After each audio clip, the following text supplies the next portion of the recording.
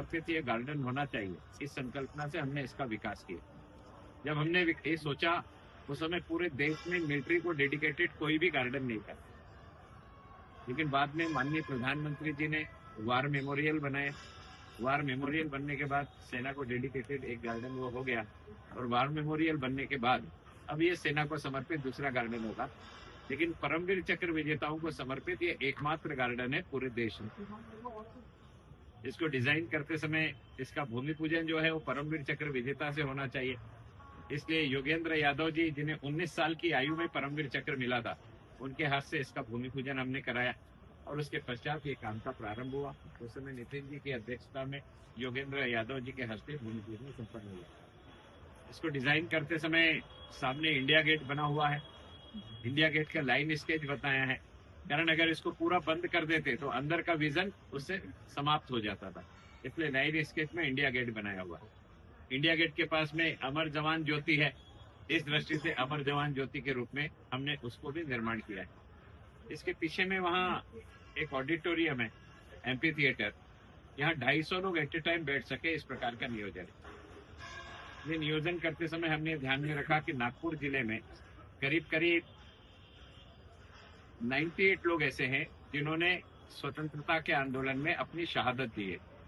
उनका नाम हमें नागपुर में जो 0 माइल के पास एक शहीद स्मारक बना हुआ है वहां लिखा हुआ दिखाई देता है, और एक यहाँ शुक्रवारी तालाब के पास में अंतुले जी के समय में जो स्मारक बना था वहां लिखा हुआ दिखाई देता है। इसलिए हमने यहाँ पर अलग अलग पत्थर पर उनके नाम लिख करके सारे नाम लिखे हैं। भावना यही है कि यहाँ कोई भी कार्यक्रम करे तो अपने साथ में इन शहीदों के नाम को भी एक बार पढ़ करके जाए। ये संकल्प देश को स्वतंत्र कराने के लिए आजाद हिंद सेना बनेगी। आजाद हिंद सेना की तर्ज पर ही नागपुर में हिंदुस्तानी लाल सेना बनेगी। हिंदुस्तानी लाल सेना का गठन यही नाल साहब चौक करके हंसापुरी में वहां हुआ था।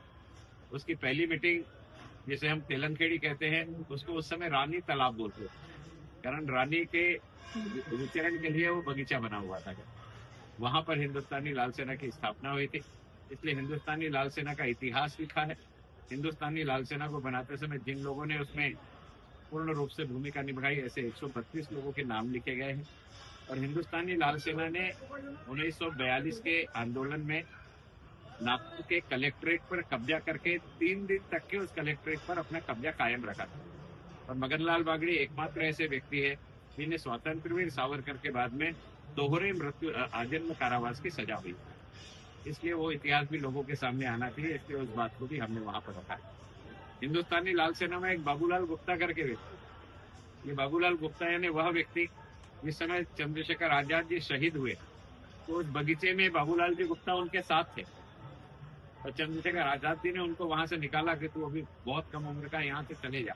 उसके बाद चंद्रशेखर आजाद जी की शहादत हुई। ये सारा इतिहास नागपुर से जुड़ा है, लोगों तक पहुंचना चाहिए, इसलिए हिंदुस्तानी लाल सेना को भी वहां पर रखा है। 21 परमवीर चक्र विजेताओं के म्यूरल बनेगी। ये म्यूरल के नीचे उनकी जीवनी लिखी हुई है कि किस प्रकार से उन्होंने अपना शौर्य दिखाया।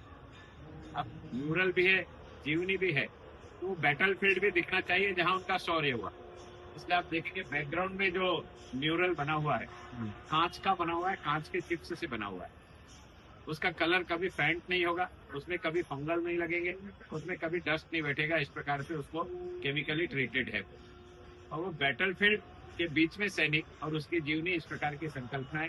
उसने जिस बटालियन को रिप्रेजेंट किया उसका सिंबल भी वहां बना हुआ है। इस दृष्टि से एक म्यूरल को यहाँ पर बनाने का काम किया। इन सारी चीजों का अप्रूवल भारत सरकार के सेना से हमने लिया है, और उसके पश्चात ये सारी चीज को यहाँ पर हमने एग्जीक्यूट